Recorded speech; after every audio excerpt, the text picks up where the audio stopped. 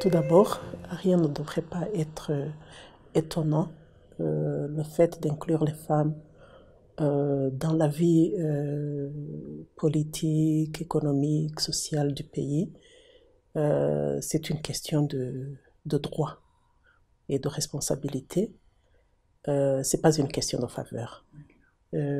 Donc, le fait d'inclure les femmes dans la vie politique, dans la vie économique, dans la vie sociale, c'est dû à l'idéologie de libération de notre pays qui donne les droits égaux à tous les citoyens, les hommes et les femmes, les filles, les garçons, les personnes âgées, les jeunes.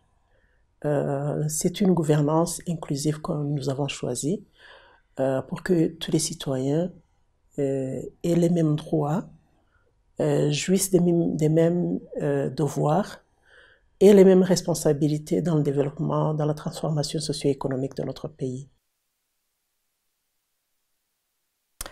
Je dirais que ce qui se faisait avant, c'est ça qui n'était pas normal. Parce que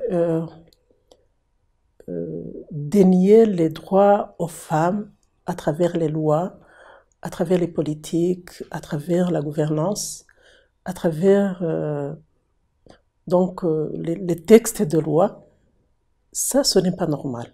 Parce que elle était considérée comme une citoyenne de second rang, puisqu'elle n'avait pas les mêmes droits que les hommes.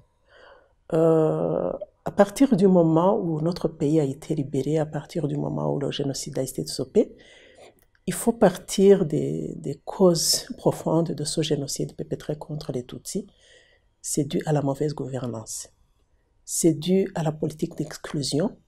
C'était dû à la politique de divisionnisme. Et c'est cette exclusion que notre pays a choisi d'éviter à tout prix. Étant donné d'ailleurs que les femmes constituent la plus grande partie de la population, et sont 52% par rapport aux hommes, aucun pays ne peut prétendre se développer si cette grande partie de la population est laissée derrière. Donc c'est le fait d'avoir inclus tous les citoyens, et ce n'est pas seulement les femmes, c'est aussi les jeunes, pour qu'ils puissent prendre part à la transformation socio-économique de notre pays, qui a fait que nous avons enregistré des progrès satisfaisants.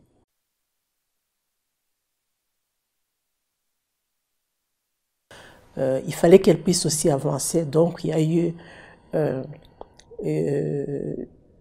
dans les lois à partir de la Constitution, avec des dispositions qui prévoient dans les instances de prise de décision qu'il y ait au moins 30% des femmes. Et dans les différentes lois, qu'on prenne en considération ce nombre de femmes qui doivent participer à la vie socio-économique de notre pays.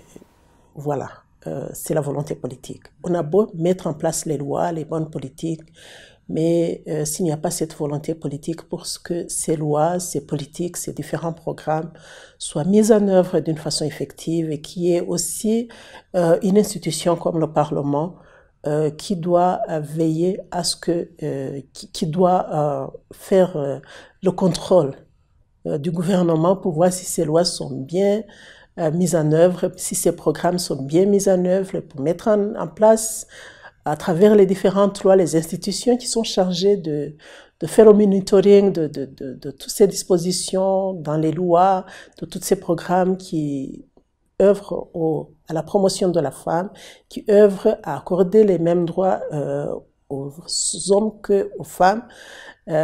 Donc, rien ne peut aboutir au résultat que nous voyons maintenant.